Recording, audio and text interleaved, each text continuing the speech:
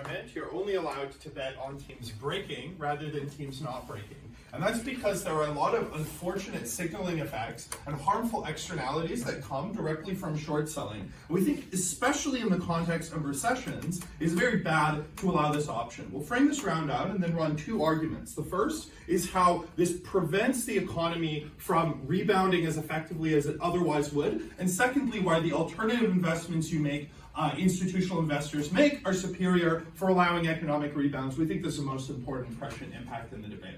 What is this debate largely about? I think we all know what short selling is, but if a team needs me to explain it, I can. But broadly, we imagine recessions to be things like the '08 financial crisis, things like other global events like, say, a war or COVID. We think we're going to institute the ban in advance of the recession being publicized, and we're going to hold it and maintain it until the central bank has determined that the market has officially rebounded and is no longer in a recessive state. We're simply going to remove the option from stock tickers. You're not going to be able to buy this on Questrade or whatever. Like, it's just not going to be an option that people have. They have to invest in other things instead. Why do we think is a huge problem? So obviously large institutional investors, that is banks or like large management funds like BlackRock and Vanguard, are the largest sources of investment in the whole. And in a lot of instances, they do a lot of short selling because there's a perception that obviously you can earn a lot of money if a stock is going down and you bet for it to continue to go down. And so they, in many instances, pursue short selling strategies during these periods of large economic turmoil. But this is very, very harmful in the context of a recessive economy. The reason is simple, because there are two possible options when large institutional investors short a stock. The first is that they succeed and they make a lot of money individually as an actor in the short term. But this has bad signaling effects because the obvious thing to do is for actors to continue to short other stocks. This creates a signaling effect broadly as people see people earning money off of the economy falling, and so there's a perception from these investors and from other people due to signaling effects that the economy is going to continue to fall, and so other people perceive this to fall, and these perceptive effects of the market often encourage people to freak out and make aggressive actions and hold on to their money and not buy it, and often maintain recessive outcomes in the long term. But the other option is that the short fails.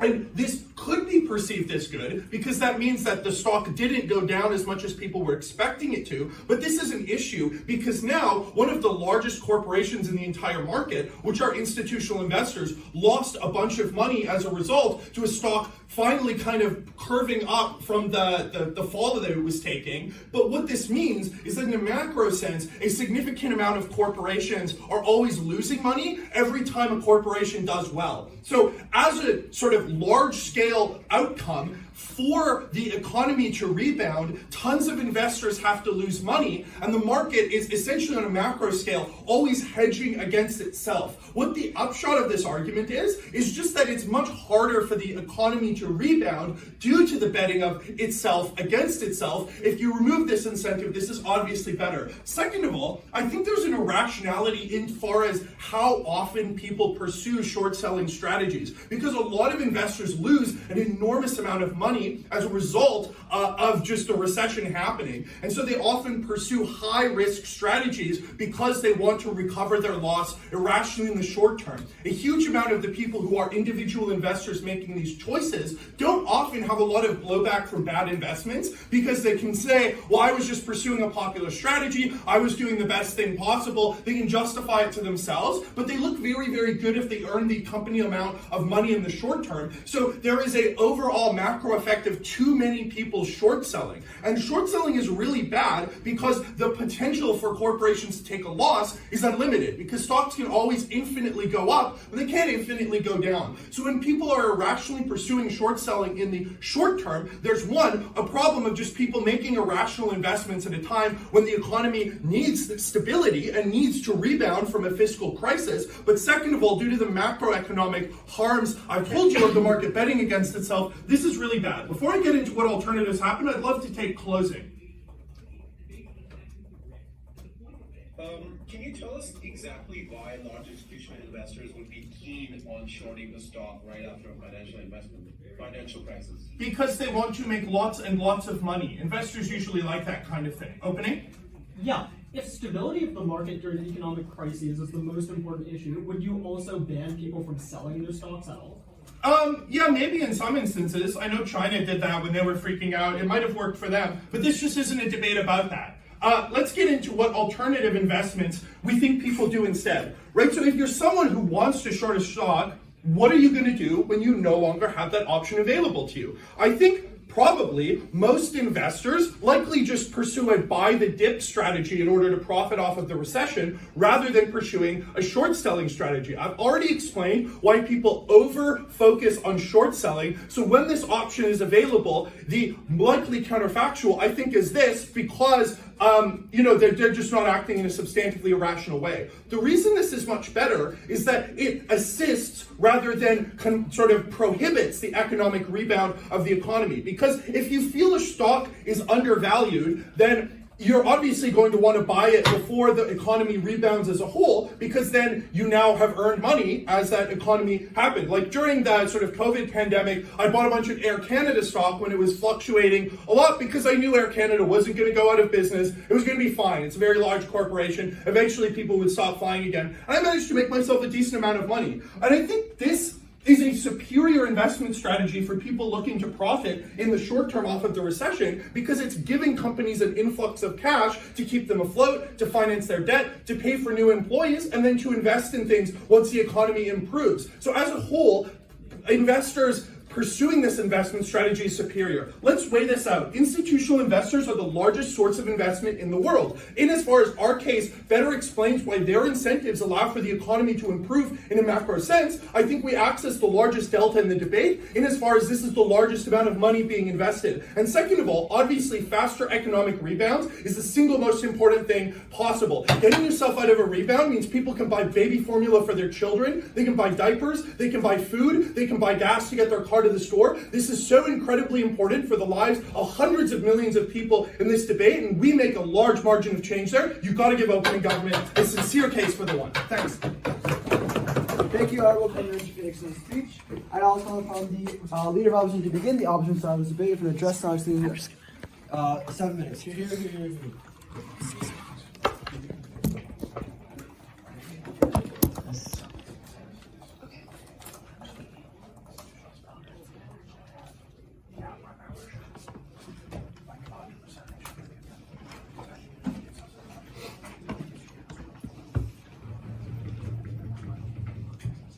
All right, everyone ready?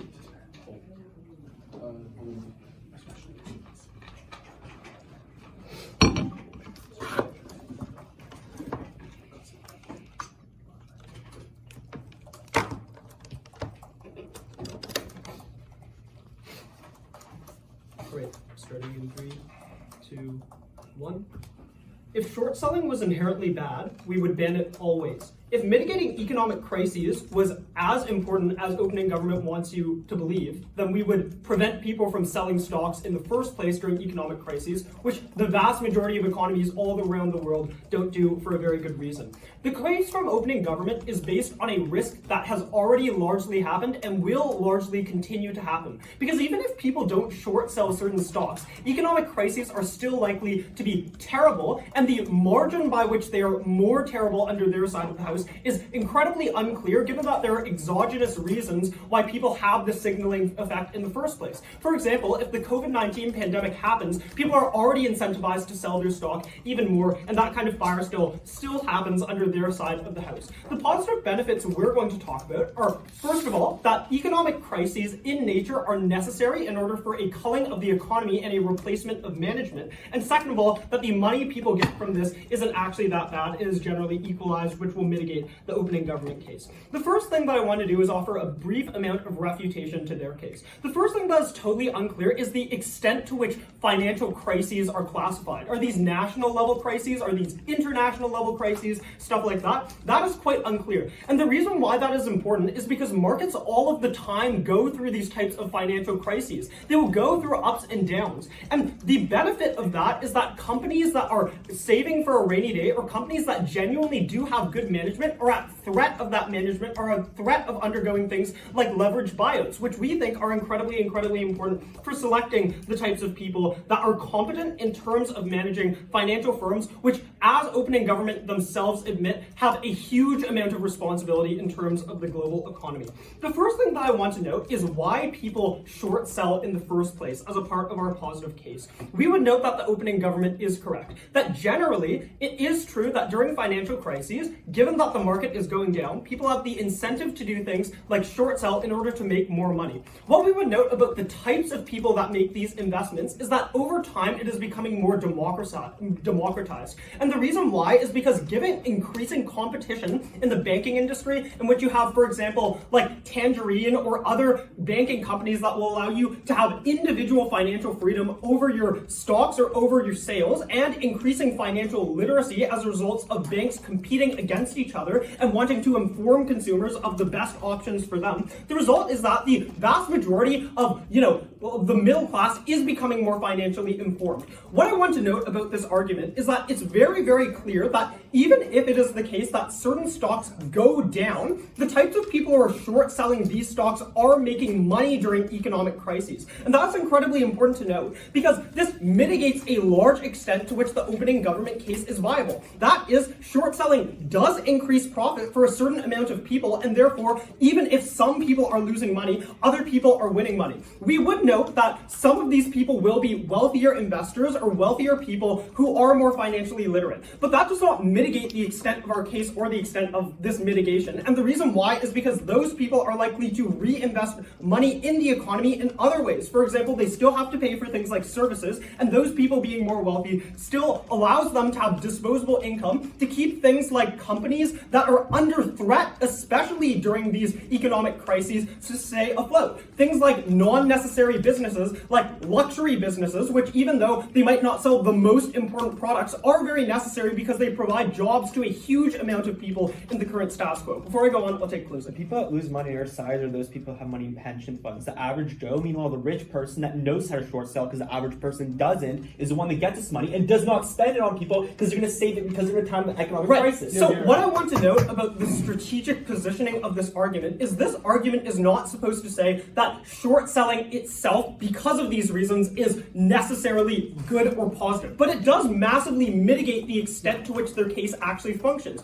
For all of the reasons that I already explained, people who are short selling are, yes, likely to be some wealthy investors, but the vast majority of people, because they're becoming more financially literate, are having access to that short selling. So the extent of their harm is not as scary as you would like it to believe. What I want to note about the burden in this debate is that it is individuated within a person to be able to do things with their money or buy things on the market. What I want to note specifically during times of economic crisis is that your own livelihood is at threat. You do not know if you are going to make money, you are going to have food on the table, stuff like that. Therefore, during times of economic crisis, it is incredibly important that we allow people to do things that they would like with their money, to not limit them from making profits in certain amounts of ways, because those people are individual people who have their own financial rights within and of themselves. Therefore, the burden on proposition side is to prove that this short selling and ban of short selling, importantly, which has a high moral burden, is something that will vastly increase the risk of economic crises, which are already due to exogenous problems anyways, and therefore their case isn't as scary as it seems. But we'll also talk about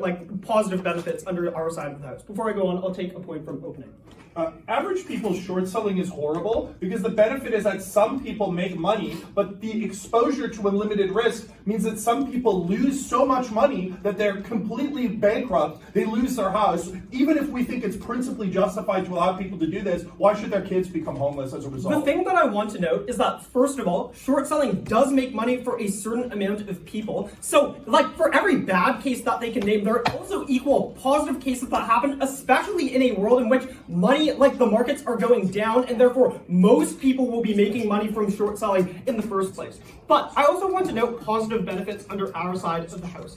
The thing that I want to note is that markets all the time will undergo economic recessions. Given that opening government did not exactly frame this, we would say that national level economic crises or provincial or regional level economic crises happen all of the time. And this is really, really important because the types of businesses that survive these types of economic crises are twofold. First of all, businesses who have management that is much more sustainable in nature. That is banks that don't offer massive amounts of loans all of the time and have huge amounts of equity all of the time, but banks that are more conservative. The benefit of this type of policy is that you select for the types of businesses that are more risk averse in nature. The businesses that will have rainy day funds, for example, and that is incredibly important. But second of all, you just cull out incompetent management. That is when stock prices go down, people are more likely to enter leveraged buyouts, buy up those stocks, and therefore management gets replaced with more competent people that shareholders are more confident in. For all those reasons, very proud of you. Thank you, Honorable Leader of Opposition, for the excellent speech. I now call upon Deputy Prime Minister to continue the government's case and address not exceeding 7 minutes. You're here.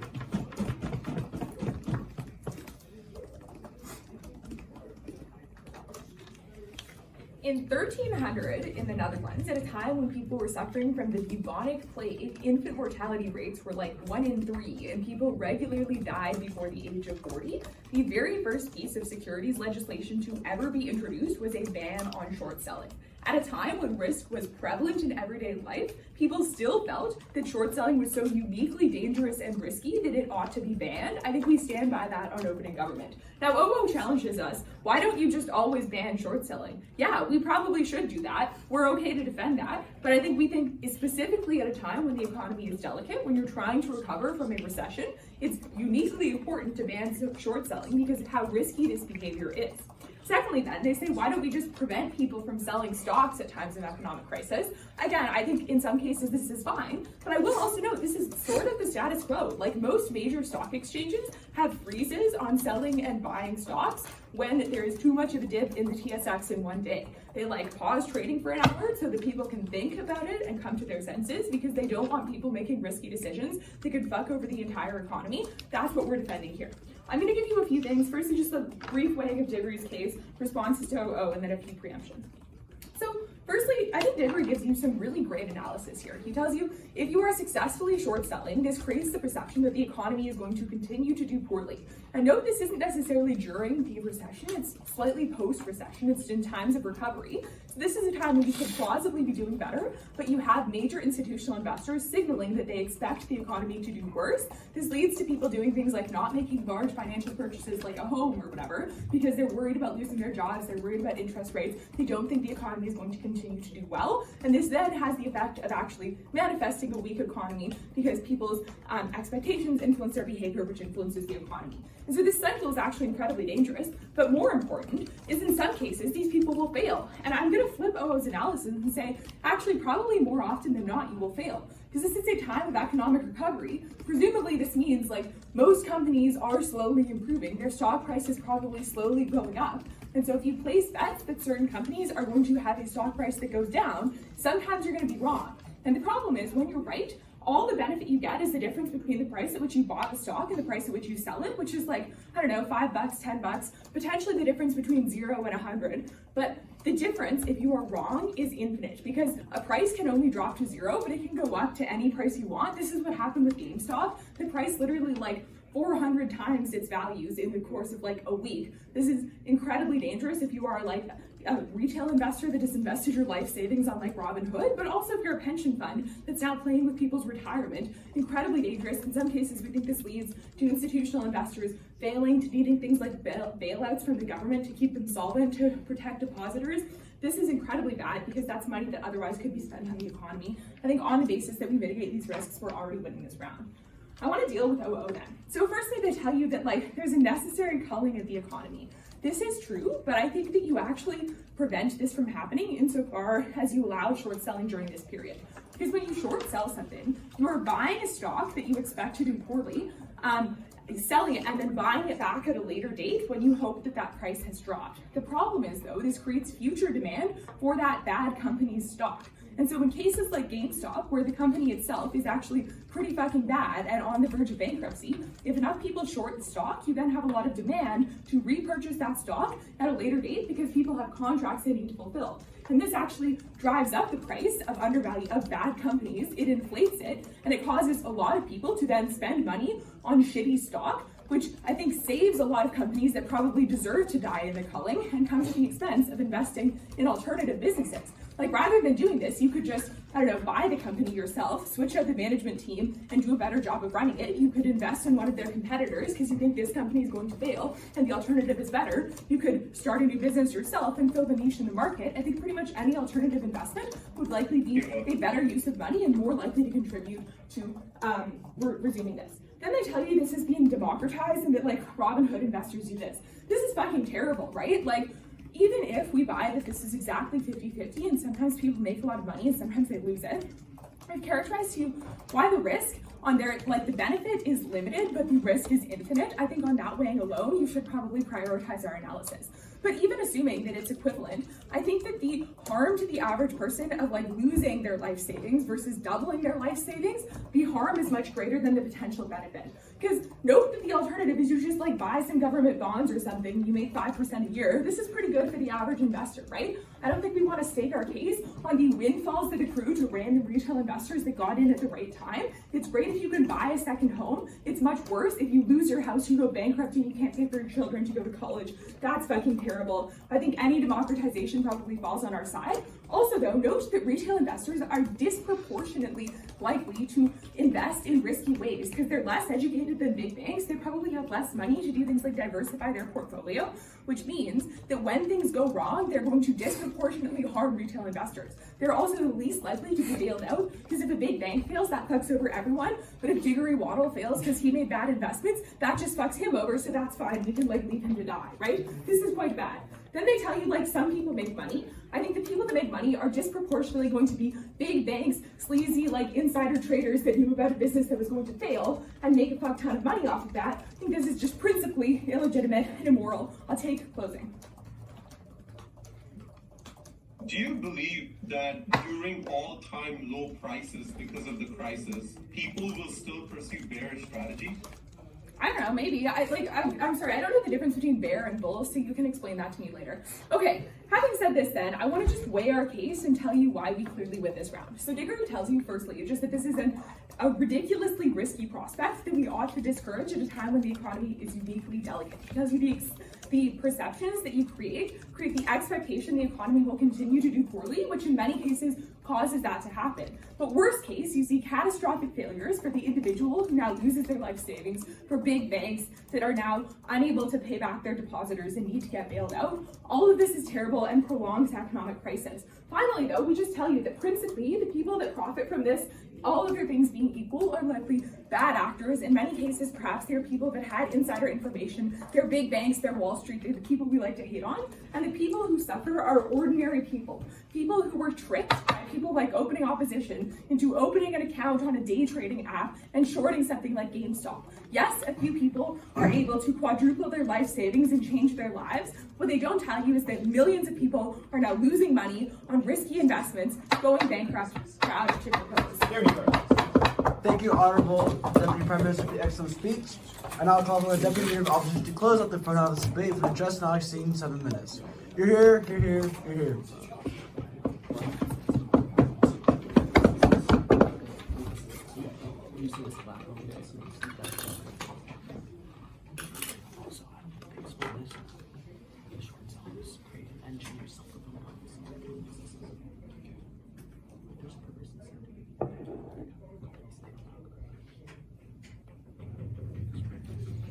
Starting in 3, 2, 1.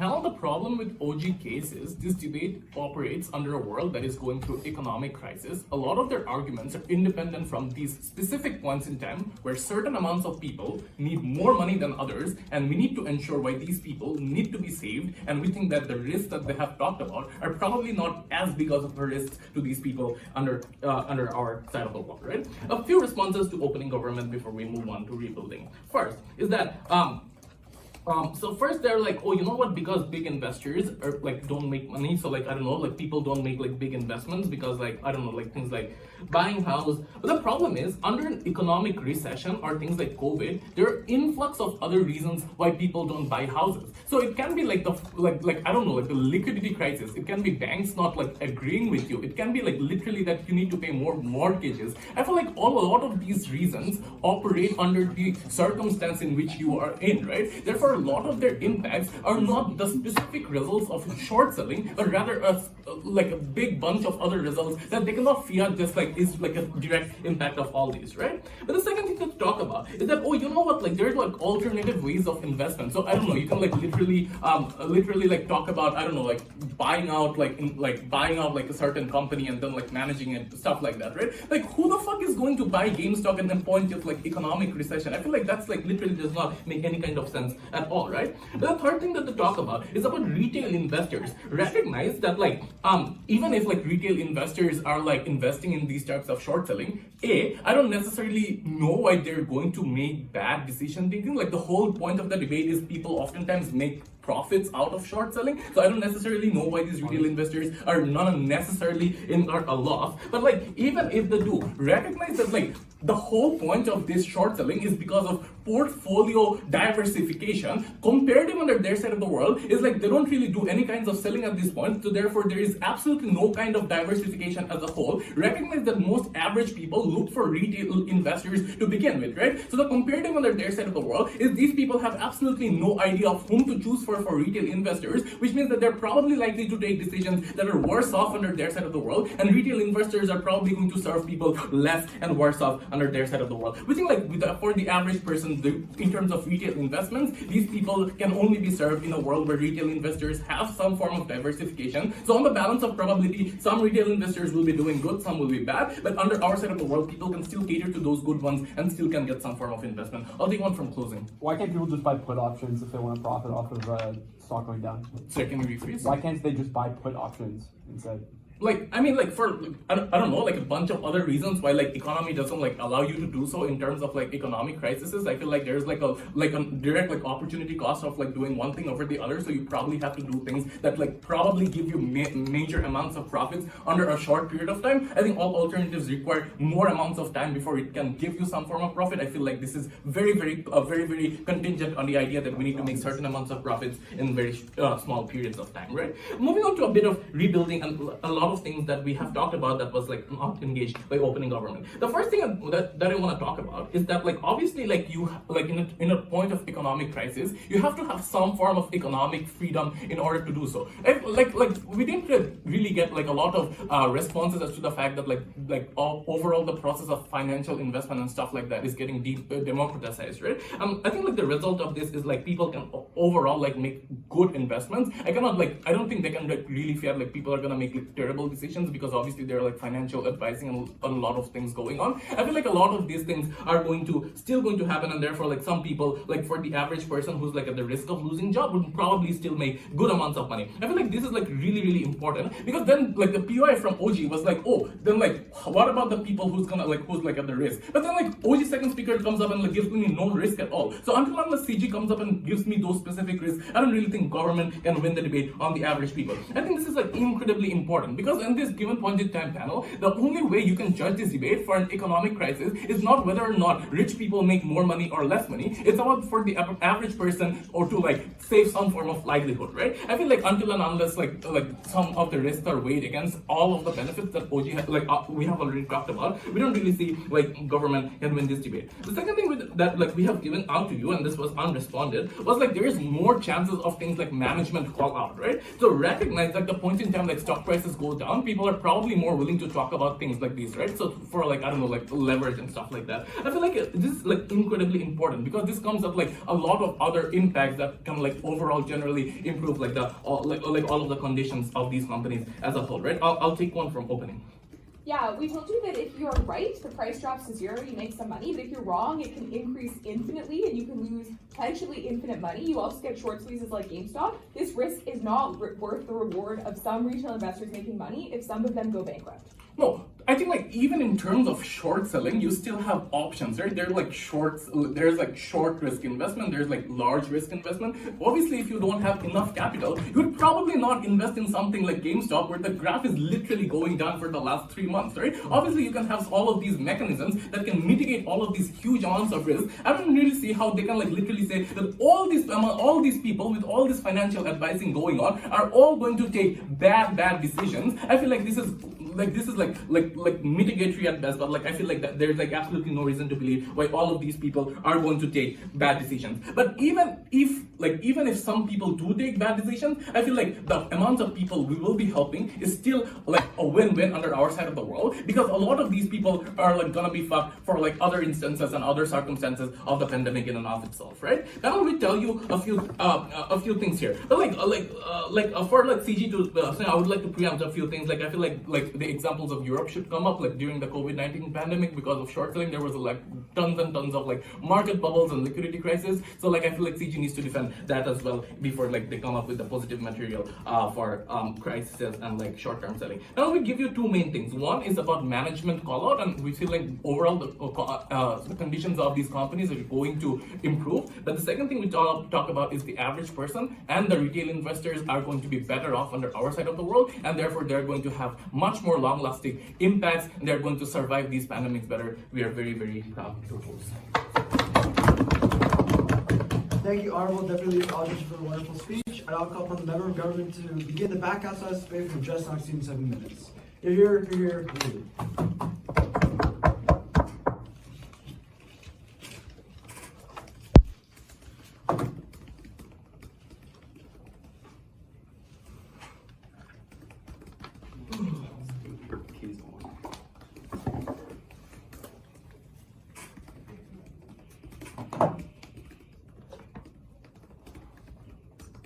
So we agree with what we hear from opening government, but we think most of the mechanisms they give are highly uncomparative. So without knifing, I'm going to be explaining why, if you look at the comparative options, a lot of the mechanisms they have don't access, and we're going to fill in the gaps that are sort of logically necessary to buy any new material. So what do they tell you? They say that there's a signaling effect that's going to drive down prices, and this is bad. The problem is that there's a signaling effect on both sides. To the extent you have large institutions that don't believe that a stock is going to do well in the future, they can do things like sell the stock that they currently have, refuse to buy current stock, say that they don't believe that the stock is going to do well, buy put options, etc. Given all this, it's highly unclear the margin that shorts have versus any other option. So while we agree that shorts do have a signaling effect that is negative, it's unclear why this is comparatively worse than anything else. We'll fill in this mechanism. The other thing, if you ban this option, then I now have to add additional weight to all these other options, because, for example, if I know that a company might be so like bearish on a certain stock that they would short it, but now legally can't, and I just see them holding on to the stock, that sends a stronger signal effect because I don't have this comparative. I also think the buy the dip strategy that they tell you about is probably true, but like asynchronous, right? Because the timing where you're shorting a stock is before the lowest point of the dip, and you buy the dip at the dip. So these things happen, but at different times. We're going to be talking a lot more about the timing where you actually would do short selling realistically. Lastly, short squeezes, just like exceptionally rare, mostly because they're irrational. Yeah. I think why then does short selling actually have such a profound effect on price, given that signaling has minimal margins? I think the unique thing about short selling versus just holding your stock or buying put options is that the nature by which you profit off of this is you borrow a bunch of stock from someone and then immediately sell it. So it is the short-term increase in supply of the stock in massive quantities that initially leads to the price going down. Anyone that wants to sell their stock at this time has to compete with all of these institutions that are shorting the stock, which means that they are likely not to get the best prices. And these institutions don't believe that the value of the stock is very good, which means they're willing to accept, for example, below market values when they're engaging in these types of shorts compared to other people that are holding on to it. This is why it drives down the value of stocks so dramatically compared to the alternative options that these institutions would otherwise choose. What do we think that actors will do instead? We say buying put options is better, which grants them the right to sell the stock in the future, but does not require you to sell off large amounts of stock in the short term in order to engage in this type of trading, which means that although it allows retail investors or whatever the fuck to still engage in profiting if OO really thinks this is important, it does not cause the same short-term impact on stock price. We think that this also allows you, they also creates a mechanism to limit the infinite downside potential OG is so worried about, right? Because if people are buying puts, the most you could possibly lose is the price you pay for the contract, and the most the person selling it you could lose is this like value of the stock itself. This means that it's a lot easier for the average retail investor to engage in this more likely than shorts, mostly because of the infinite loss that they tell you is possible. People do not sell like short contracts to like the average Joe. They sell it to people that have millions of dollars in collateral, so that if the stock goes through the roof, they know that they're going to be able to get their money back. Versus if I sell it to like Diggory or whatever, who knows? So this is structurally why short trading is essentially only done by large institutions or very rich people that have tons of collateral that they can put up, because otherwise no one would sell it. Whereas these other options that people are sort of engaging in status quo are much more accessible because they don't have the same degree of risk, so the average person can take part in it. What this means is that those profiting aren't sort of necessarily these huge institutions, and those people losing out are like the average Joe. Yeah, I'll take opening. Yeah, stock prices going down isn't inherently a bad thing because recessions happen all of the time. So we'll engage in this. So I think we accept that they can go down to some extent. Although we'll say in this case the reason it goes down is somewhat arbitrary, right? So for example, it's just because of a short-term increase in supply. It's also because these companies now have very strong incentives to maybe sell it at a little bit of a loss to initiate, a downward spiral that they'll then profit off of because they have a strong now interest in this happening once they short the stock. But we think the reasons are bad are as follows. It's not just because of the somewhat vague mechs that opening government says. It's because companies' short-term trading price at the beginning of a recession determines their access to like liquidity and capital. Because if you want to take out a loan to, for example, in a time of decreased revenues, continue to pay your staff to keep them on payroll, or continue to pay for like the rent of your offices or these basic operational costs, you kind of need access to liquidity in some form. To the extent that you have a short-term drop in the value of your stock due to these somewhat transient factors of people shorting your stock, it becomes much harder to go to a bank, for example, and put up your own stock as collateral to get a loan to keep your business afloat. What this means is that otherwise viable businesses, if their stock were to be trading at their current price, could get reasonable loans and stay afloat through the recession until they get revenues again, now end up at a point where they're temporarily going down, they're unable to access this liquidity. That means that they're not able to make basic business payments, they lose their staff, they lose access to their offices, and now they can't be profitable, which means they get even worse and leading to this type of downward spiral, where otherwise strong businesses that are like reasonable at doing their job end up failing during recessions unnecessarily. We say that comparatively speaking, in a world where their stock does not drop by as much because the types of trading when people are betting against them are less likely to deflate their stock value, we get comparatively more companies weathering recessions. I'll take back up. Why don't you think that these institutional investors, which are really large, they are trying to predict the nature of what the average person will do, but in times of financial crisis, that's really uncertain as to what the behavior of the general public in the stock exchange might be? Okay, if there's uncertainty, I have no idea how that's relevant to my case. The point is that I actually don't know how that's relevant to my case, so I'm not going to respond to it. Yeah, so we care about it for that reason. The other, a lot of companies that have a reasonable structure, end up going bankrupt. The reason this is so bad is that it's just quite inefficient, right? Having to having lots of companies, let's say in the airline industry, go bankrupt and then maybe be replaced by competitors requires companies to reinvent the wheel, hiring entirely new staff, completely redesigning the business, relearning institutional knowledge. There's a lot of value that's held in these businesses that gets destroyed if they collapse because they can't meet these short-term conditions. So it's an inefficient way of restructuring. Compared to, for example, the fact that shareholders under the status quo can vote to change like CEOs if they don't have confidence in their ability to lead, creates an alternate mechanism without needing this to change management if you don't have confidence that they're doing a good job. So I actually just don't think it's that comparative. It does create a lot of key inefficiency, and it's just bad for the average person that works at these companies that faces job loss so these companies aren't able to pay their salaries in the short term, which is quite bad. Lastly, companies that are predicting that they're going to be able to withstand financial crises in the short term, when they see their price going down due to the increase of supply from short selling, are likely to do things like stock buybacks because they believe their stock will go up in the future and it's currently artificially low. Usually the people that allow the company to buy back their stock from them are those shareholders that need liquidity the most and are the most desperate or like the most panicked about the future of the market. However, and the people that have the liquidity to weather the financial storm are the ones that profit. So there's like strong evidence that the result of these types of buybacks is a shift in wealth within the shareholders from those that have the most money to the least, almost always benefiting large institutional investors over the average Joe and decreasing like the money of the working class. For all those reasons, extremely proud to propose. Thank you, Honourable Member of Government, for the excellent speech. And I'll call upon the Member of Opposition to begin the opposition back outside this debate for the just not exceeding 7 minutes. You're here. All right, now Closing opposition is going to take this debate in a very different direction from what we talked about so far. We believe, actually, we would agree with a lot of the case that's come about so far, but we're going to take it in a very different way as it pertains to impact. So as for clash, I'm going to leave a lot of it to my whip speaker, but a good chunk of the clash in our case is inherent in the positive material as well. So let's start then with a bit of characterization. We first need to identify the most vulnerable actor in this debate. It's pretty clearly the average citizen. It has been talked about to some extent in the debate. But we would further argue that this is someone who's currently being taken grossly advantage of by the economy that we live in, right? Someone who's exploited largely for capital, whose labor is used to make tremendous amounts of wealth for the higher classes, which led to just aggressive wealth inequality in most of the Western world. And these are the people who have borne the brunt of a lot of things like market manipulation, tax manipulation, all these types of things that have come into effect through a lot of the financial crises and stuff that we've seen so far. And I think an important thing to characterize here is that the strength of the economy does not directly correlate with the quality of life for somebody, for the average person especially. Like, if you look right now at the fact that traditional economic metrics in the United States, for example, are doing quite well, compare that with opinion polling for how people actually feel about the strength of the economy. They do not feel that the economy is benefiting them because real wage growth has been basically non-existent in the last while. Inflation has hurt their bottom line very much, and they're feeling that in their own financial situations and their ability to support themselves. So largely the current financial paradigm is not working. So what we don't buy from this debate so far is that preserving the strength of the economy, especially through times of financial crisis, is as important as all of the existing themes say it is, right? So in a way, financial crises have the potential to be the worst of both worlds, right? They're bad enough to hit people's bottom lines, they're bad enough to affect people in a real way, but not bad enough to cause a systemic change to the economy that would actually help the average working class person to succeed. So on the impacts of short selling specifically, right, we would actually believe that it generally is going to increase a crisis, right? It is something that, acts to work against the market to correct high prices, right? And that is going to cause prices to drop.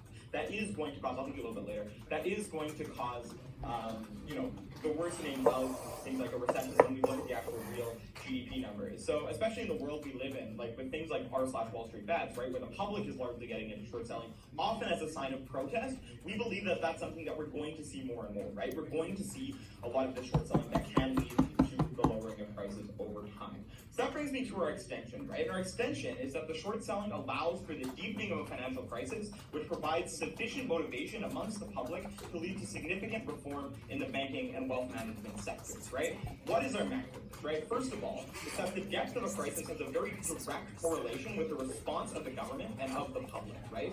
The worse off the crisis, the more likely there is to be sufficient public pressure to regulate the sector and take more dramatic public action. We generally recognize that the public requires a certain amount of harm to their own bottom line, to their own quality of life, for them to actually feel the motivation to get involved in politics, to do things like protest, to make that type of impact, right? If you look at the Canadian housing crisis, for example, housing prices have just now gotten to such obscene levels that even the most NIMBY of governments are starting to take action because they recognize that their population is suffering so much, they're just going to get voted out of office if they do not take action on the current financial crisis, right? So what we believe is actually a mechanism that we can take advantage of and use to our advantage in order to improve the financial sector for the average person. I'll take opening. Yeah, the extent to which big investors cause price drops by selling shorted stocks is limited because the price drop also hurts them by limiting their potential profits. This means CG's harm of price drops and your case is marginal. Our case is not. I think OG wins. All right, I think that when prices are dropping as precipitously as they are, as has been discussed a lot in the case, then there is increased incentive to short sell, especially once you include a lot of the kind of democratization that OO already framed out, where you have individual people who are investing and who are doing it, maybe not even in the most rational light, but because they see a potential, it is very high risk, but they see a potential to get economic gain out of that. I'm not taking any more POIs. I got a lot to get through in the rest of the case. So basically that is the crux of our mech, right? Is that the idea that as this crisis worsens, we're able to leverage that to get a better economy for the average person. We think that short selling, insofar as it's something that's very dramatic, it's something that has a lot of impact on companies and on stock prices, and can kind of cause the snowballing effect, exposes the ridiculousness of a lot of the financial sector for the average person in particular, right? So what is the impact of this, right? The impact, I think, is pretty clear, but basically it blocks the idea that deepening the types of financial crisis wakes people up to the peril of their current situation and creates the public opinion and motivation change instead of not taking their own POIs. So how does this manifest, right? Through things like voting, right? Things like the Wall Street protests in the aftermath of the financial crisis and more, right? There are real mechanisms for which people can get engaged in things like politics and in other ways to make the economy better for them in the long term, right? Namely, to address the irresponsibility of many financial institutions that we've seen over time, right? During the 2007 financial crisis, we saw how irresponsibly a lot of financial institutions were using financial instruments for their own benefit, and that largely hurt the average person who had, say, like a mortgage, right? So we've seen basically all of the positive change in market regulation in the past come in the aftermath of financial crises, right? Think about the Dodd-Frank regulations that came in the aftermath of the 2007 financial crisis, which added significant regulations that forced large financial institutions to act more responsibly, which is in the interest of both the public and of the economy writ large. And even more drastically, you can see broader shifts in the way that governance is done in favor of the average person. For another example, consider the New Deal, right? The New Deal, brought by Franklin Delano Roosevelt, was in the aftermath of the Great Depression, right? Something that was a deep financial crisis caused by a lot of institutional factors. So if you see that same type of financial crisis, it creates the impetus within the public, within the opinion, to actually push for these large types of things. So in that example, that had the impact of creating a generational shift in policy that led to more infrastructure, more social programs, and generally an improved quality of life for the average person. So now let's kind of weigh out to wrap up my speech, right? I want to mitigate some of what I expect out of CG Flash, because the harms that people incur because of the economic crisis are worse than any benefit you get from improved regulation and improved economy. So a couple of responses to this, right? First of all, one that I already break down. It's the idea that the current economy is largely not working for a lot of people, right? Real wage growth is down, inflation is rampant, people are just not benefiting from what is a traditionally good economy. So the benefit of preserving those good economic metrics is limited in scope. And second, we're talking about the aftermath of the financial crisis. Remember that. It's an important framing that I think has been lost at different points in this debate. So one has already occurred, right? There's already some degree of suffering. So a lot of the marginal harms to the average person have already happened, and a lot of the increased harms that happen due to short selling largely affect the owner class, right? They affect these large corporations whose stock prices are artificially inflated. So the marginal impact to the average person is relatively low.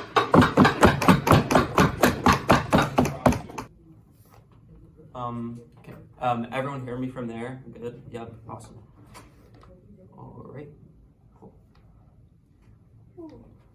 I'll be starting in 3, 2, 1. The fundamental problem with opposition is that they do not recognize that when a dog is down, you do not have to kick it more. It is the reality that when we have economic crises, people sell their stocks because they don't want to hold it. They think it might lose value. But to have people have a perverse incentive to bet on the fact that these stocks should drop further, that is the fundamental issue that exists on their side of the house that we choose to eliminate in times of crisis. Proud to propose. I'm going to do a couple of things. I'm going to go through opposition, then after that I'll compare ourselves to our opening government and explain to you why we're winning this debate. So let's firstly start with opening opposition. Their first claim is that short selling creates capital gains which offset the losses of capital losses of stock drops. My first issue here is that it's a question of who gets the capital gains, which I pointed out in my POI. That is, it's often institutional investors who have quantitative traders and access to dearth of knowledge are the ones who are able to engage in complex tools like short selling. To that extent, it's also the case that the average retail investor literally can't short sell. Accounts such as TFSAs or retirement savings, both in the United States and Canada, you literally are unable to short sell these because governments do not want people to have that infinite liability and upside for what are supposed to be savings accounts. Most people invest with these accounts, which means this is exactly what the problem with their case is, because if they're talking about retail investors and your average Joe, they literally can't even have access to the short selling tools based off of government policy and incentive structures that currently exist. So to this extent, the issue then becomes whether these rich investors are actually going to do the thing like Ronald Reagan said, where it's going to go and flow down to the poor because of how they want to do it. But no, this isn't the case for 2 reasons. One, it's the case that you as a large institutional investor are probably going to want to cover your losses. This also responds to their POI against us, I guess, which are saying that like, oh, why would institutional investors intentionally short their own stocks? That's not the issue. The thing is one, they're institutional investors that specialize in sorting stocks, which are literally just demons. They're deviants that literally just go there and cult. They're literally the grim reapers of the market. They literally sit there and they like literally dream of the moment when companies fully collapse because they could realize all their gains. So yes, maybe BlackRock might not be doing this, but someone else is. But secondly, there is no monolith of institutional investors. Yes, BlackRock might, for example, have a position in GameStop, but this other institutional investor might not. They will be the one to short sell them because they have no interest in it, and they're going to use all their weaponry to tank that stock because of the idea that they want to cover their own losses that they have accrued from their positions because there is a financial crisis. But secondly, it is likely the money that they're going to make, they're going to keep as liquid capital because this is a crisis. So why would you invest more money into the stock market knowing the stocks might drop? So this flowing down effect doesn't occur. It's just more you accrue the money, keep it safe in a bank, and wait till you could buy low, and after that make it go up high. The second issue, then actually, I think that fundamentally responds to their case about why this is an uneven gains and losses. Their second claim is short selling leads to a culling that encourages more efficient business practices and management. The fundamental problem with this part of the case is that they are mixing up the benefits of short selling in general and short selling in times of crisis. Yes, short selling is able to point out the issues companies have and the ones that are overvalued. But when it happens in times of crisis, it's happening based off an arbitrary factor that wasn't a business decision. For example, in the Silicon Valley Bank, they actually took out a lot of bonds at a time when interest rates were low, and that was obviously what you do when the time when interest rates low. But then after COVID happened, which was a random externality, and after interest rates went up, their bond value went down and the bank collapsed. They made proper business decisions at the time when it was valuable, and because of an economic crisis that was unforeseeable, now they're getting punished. This is what they're proposing. In times when there is no economic crisis, we could have short selling and we could call the bad companies. But to punish them for an unforeseeable externality is not good, which means you're not replacing management that was bad, you're just replacing management that's not a goddamn omnipotent god, which is obviously not necessarily effective and is not going to lead to any of the consequences they say. So to that extent, I don't think they actually get the proper type of calling, and if they want to talk about proper type of calling, I think we still get the honors of a house because the stock value still probably drops, which means if that they're over leveraged or having bad business practices, you could still reflect that this is not a mutually exclusive case. Go. Yeah, during the 2008 financial crisis, banks made the intentional decision to lend out way too much money, which is why they caused those crises in the first place. This is the type of management you get. So this is going to respond very neatly to closing opposition, completely wiping them out of this debate. The problem is that the issue of these financial institutions making bad decisions is going to be rectified by government policy by virtue of the crisis happening in the first place. That is, for example, if there's an economic crisis, it's not short selling that makes it. It just makes it worse for companies that are just victims of what just happened, of the circumstance. But the fact that the economy collapsed in the first place because the bank over-leveraged stuff, sold very bad financial instruments, already makes people mad. You're going to have still people march onto Wall Street. It's just the difference is now, do we have to penalize people more? Which means closing opposition's case is effectively a more extensive version of social battering ram at the cost of people's lives, at the cost of companies that shouldn't have been extinguished and called. So I think that their case is fundamentally not exclusive. But secondly, I question how much their case even exists. Lobbying exists. These people have more power. They really got bailed out in the time when they're the biggest demons and enemies of the state. So to that extent, I'm not even sure that their type of policy I'm talking about is necessarily welcome. So to this extent, not exclusive. We still get this policy because the crisis happened anyways. That was a delta and sufficiency point. This is a question of tipping point, not a scale. It's not a scale as to how much policy you get. It's the fact that the crisis happened in the first place, and that's what encourages the action. Now let me deal with opening government. Opening government firstly says that this prevents the economy from rebounding. We agree with their impacts of the contagion effect and consumer sentiments, but their mechanisms of irrationality, people short selling coming together, has two problems. The first one is it's not irrational, which is what Jacob characterizes. It's not irrational that people and institutional investors short sell. It is a perverse incentive. It is, I can make a shit ton of money by making this company drop, which means you create a self-fulfilling prophecy to basically destroy companies, which is, this is my own stuff, you didn't say this, which is why this is inherently very bad. The second thing is retail investors not make as many of the short sellers, so the whole conception of the round is wrong. The actors that they're talking about literally make up dumb situations, and their argument is self-defeating. They say, retail investors can make a lot of money because they can squeeze GameStop, but they can also lose a lot of money. So which means a balance and aggregate effect of what they say is not as much, retail investors not much, but either way my weighing is very clear. Institutional investors often invest the vast majority of people's money, pensions funds, everything else. So the real harm is in institutional investors losing money, not retail investors losing money that want to play around with their money. So ultimately then, what is our case? Why are we winning this debate? We firstly explain to you the unique aspects of short selling and why it's bad. We fill in the gap, therefore able to take a lot of their claims. We explain to you why short selling increases supply and why other mechanisms are uniquely fine, but this one is uniquely harmful. Secondly, we explain to you why it's predominantly done by large institutions and their perverse incentive to make companies collapse. They literally relish in the idea of making companies collapse. They have have access to this tool. And last we explained to you how it's quite inefficient in terms of how it operates. So basically the delta is more debt companies. They can't access capital to finance themselves in a time of crisis, and this makes it even worse for them, so they die unnecessarily. Unnecessarily debt companies is bad for jobs. Proud to propose. Thank you. In 3, 2, 1, go.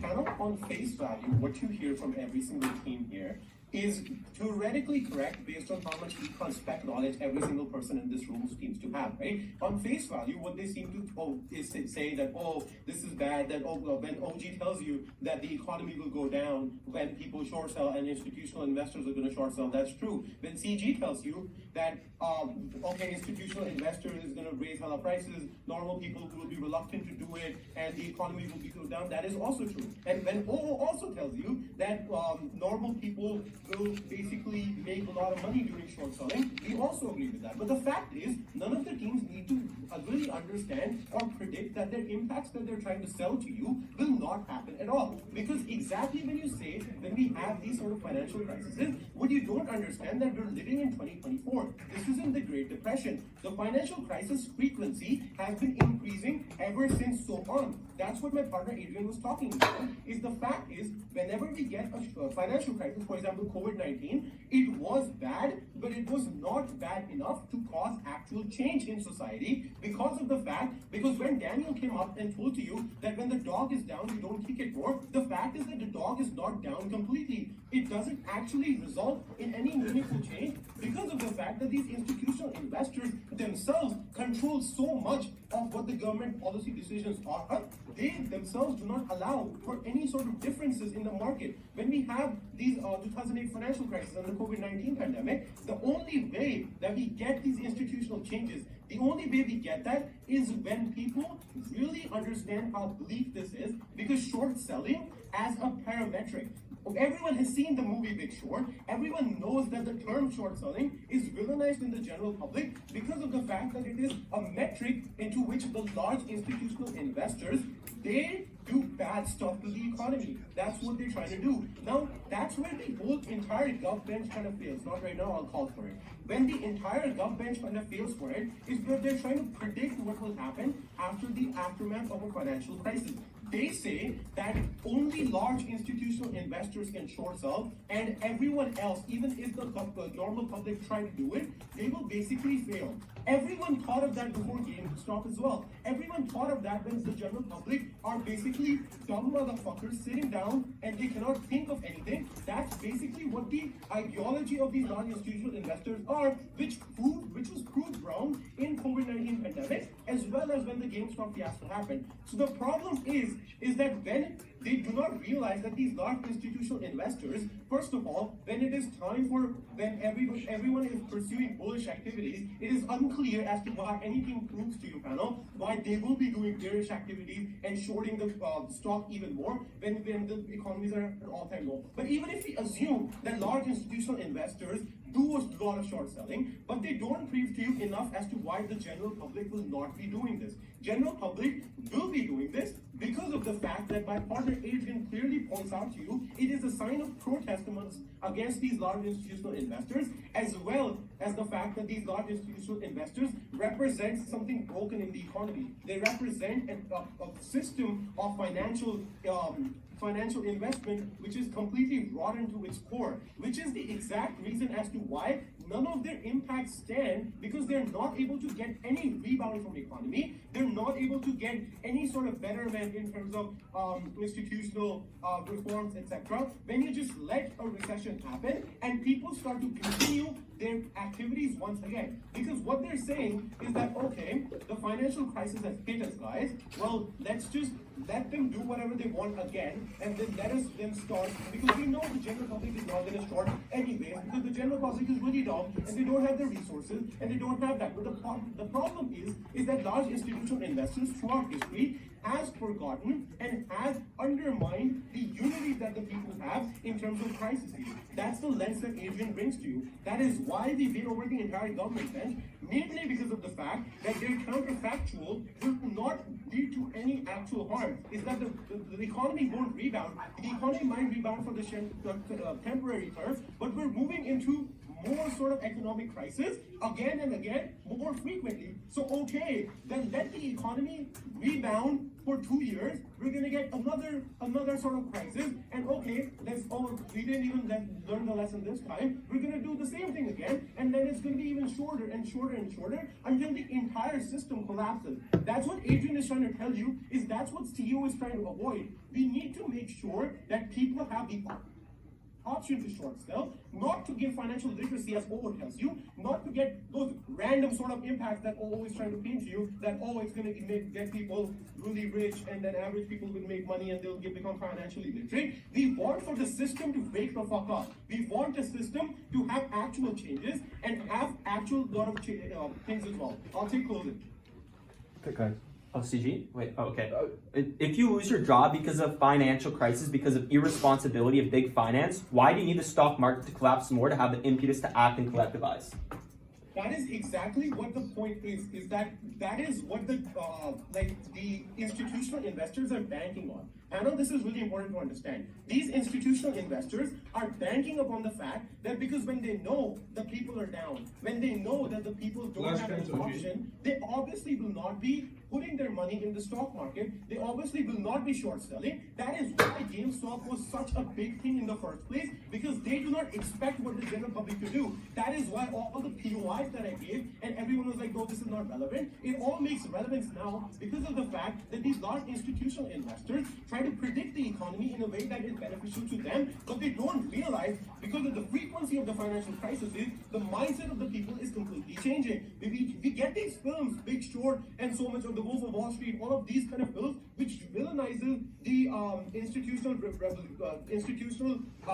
investors. These sort of things allow for bad things to happen to normal people, and they will realize, and if we remove that aspect of them to be able to short sell, if we remove that aspect, first of all, me saying that, they will lose all their money is incorrect, because as Adrian said to you, we agree with what OO is telling, is that people will make, average Joe will make money from short selling after financial crisis, just because of the fact that institutional investors will not be expecting them to do so. They won't be expecting, because institutional investors will be bullish in their ideology after financial crisis.